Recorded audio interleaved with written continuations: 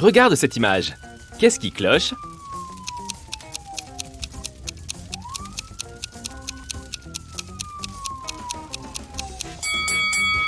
Les camions de pompiers sont généralement rouges, pas verts.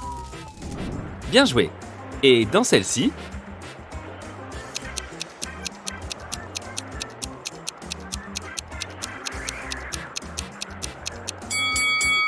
il n'y a pas de papillons en hiver. Encore une pour la route. Regarde ces gens. Est-ce que tu remarques quelque chose d'étrange?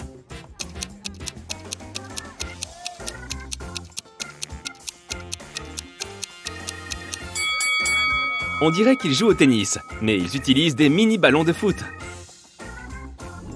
Deux hommes sont nés au même moment, mais ils ne fêtent pas leur anniversaire le même jour. Comment est-ce possible?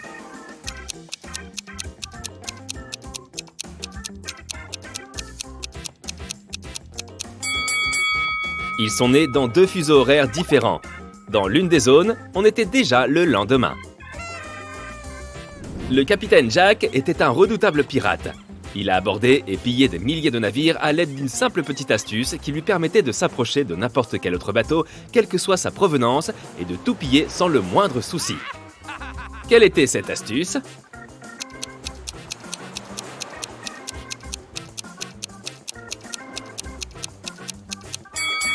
Le capitaine Jack avait une collection de pavillons de tous les pays.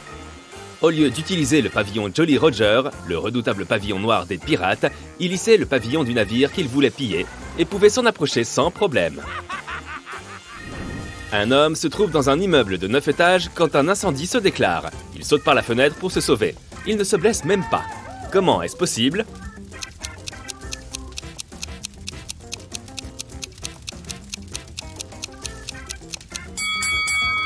L'homme était au premier étage lorsqu'il s'est jeté par la fenêtre. Regarde ces personnes. L'une d'entre elles vient du futur. Laquelle? Regarde-les très attentivement.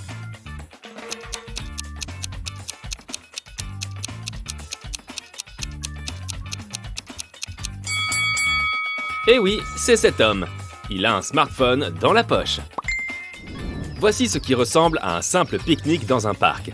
Mais l'un des convives est un voyageur du temps. De qui s'agit-il?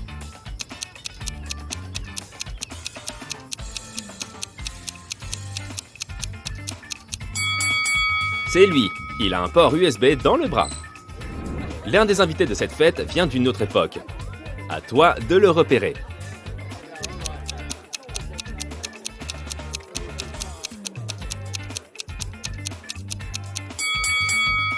C'est cet homme. Il porte une armure.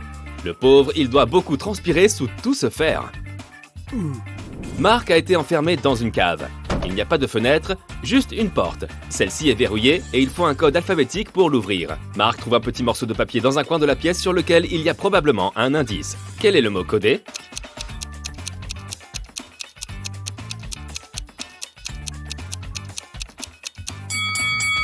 Marc a réussi à se libérer. Le code était apparemment SMART. Pour le trouver, il fallait simplement connaître son alphabet. P plus 3 lettres correspond à S, N moins 1 lettre correspond à M, et ainsi de suite. Lisa se réveille un matin et elle remarque qu'une importante somme d'argent a disparu de son sac. Son mari est en voyage d'affaires, et donc les seuls suspects sont ses 3 enfants. Sa fille, Karen, qui a 17 ans, son fils, Christopher, qui a 15 ans, et le cadet David, qui a 12 ans. Lisa demande à ses enfants ce qu'ils ont fait la veille. Karen répond qu'elle est partie se coucher juste après le dîner parce qu'elle avait mal à la tête. Christophe dit qu'il est allé en boîte de nuit avec son meilleur ami Rick. David répond qu'il avait son entraînement de foot. Lisa comprend immédiatement qui lui a volé son argent. Tu as compris aussi?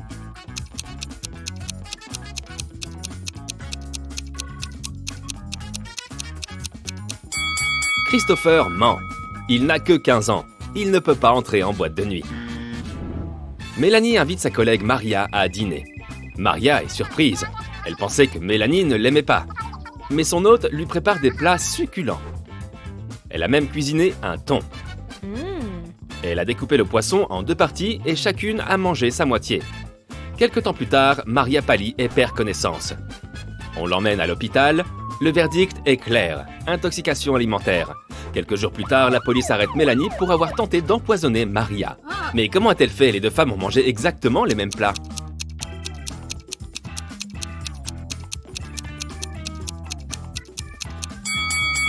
Le poison était sur un côté du couteau que Mélanie a utilisé pour couper le thon. De cette façon, seule la moitié de poisson que Maria a mangé était empoisonnée. 5 coûte 25 €. 25 coûte 50 €. Si tu achètes 255, tu vas payer 75 €. Qu'est-ce que tu es en train d'acheter et combien ça coûte à l'unité?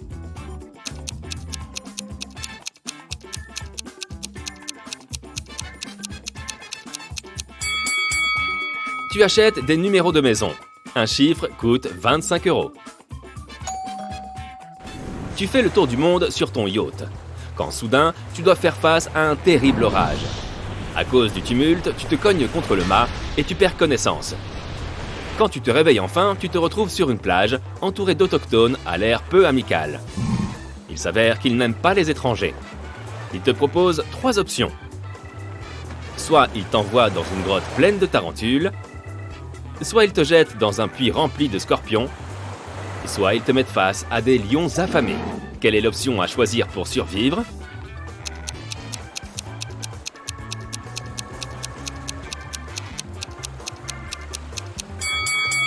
Il vaudrait mieux choisir les tarentules. Elles sont le plus souvent sans danger pour l'homme. Michel reçoit un message de la part de la sécurité du bâtiment. On lui dit qu'un dangereux criminel s'est faufilé dans les bureaux où elle travaille. Elle doit sortir de là le plus vite possible. Elle court vers les ascenseurs et les 2 cabines arrivent exactement au même moment.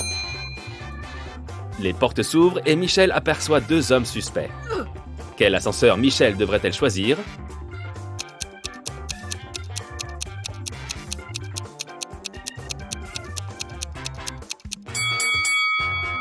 Michel devrait choisir le 2e ascenseur. Le criminel est à peine entré dans le bâtiment. Il ne peut pas être en train de descendre. Ça fait des heures que tu conduis, mais il n'y a toujours aucun signe de civilisation. Tu dois l'admettre, tu t'es perdu. Tu es fatigué, assoiffé, affamé et tu n'as pas d'argent sur toi. Soudain, au bord de la route, tu remarques 4 portes. Derrière la première porte, il y a plein d'eau potable. Derrière la 2e porte, il y a des aliments délicieux. Derrière la 3e porte, il y a une chambre d'hôtel super confortable, avec un lit douillet. Et derrière la 4e porte, il y a des piles d'argent. Quelle porte vas-tu ouvrir en premier?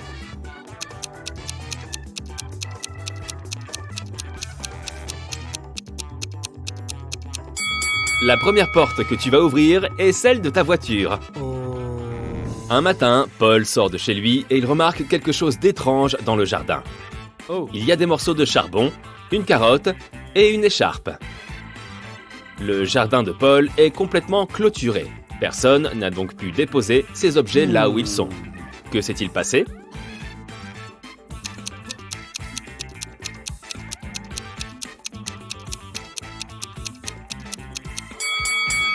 Il fait chaud pendant la nuit et le bonhomme de neige qui était au milieu du jardin a fondu. Le détective Lucas Brown a été appelé à l'université de Long Road car il y a de plus en plus de vols. En une semaine, l'homme repère 3 suspects.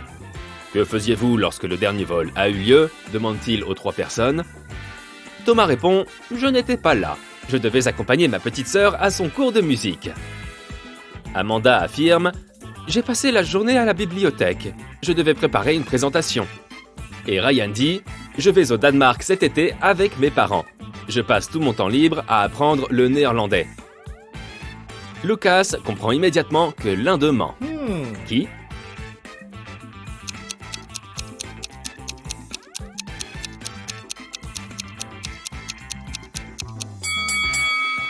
Ryan.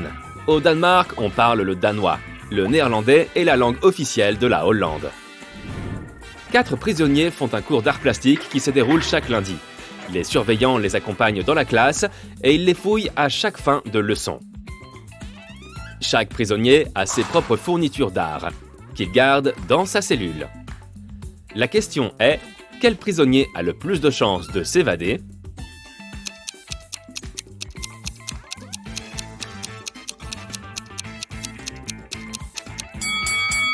Top, c'est fini! C'est ce prisonnier qui a le plus de chances de s'évader. Il peut utiliser sa peinture pour peindre ses vêtements en vert. Comme ça, il peut se faire passer pour un surveillant et s'en aller. Ni vu, ni connu. Des criminels ont kidnappé des employés de banque pour obtenir des informations financières secrètes. Les banquiers sont enfermés dans une cave dans laquelle il n'y a qu'une seule fenêtre très haute. Ils décident qu'au moins l'un d'entre eux doit s'enfuir et prévenir la police. Les hommes se placent les uns sur les épaules des autres, mais l'homme qui est tout en haut n'arrive toujours pas à atteindre la fenêtre. Comment peuvent-ils s'enfuir?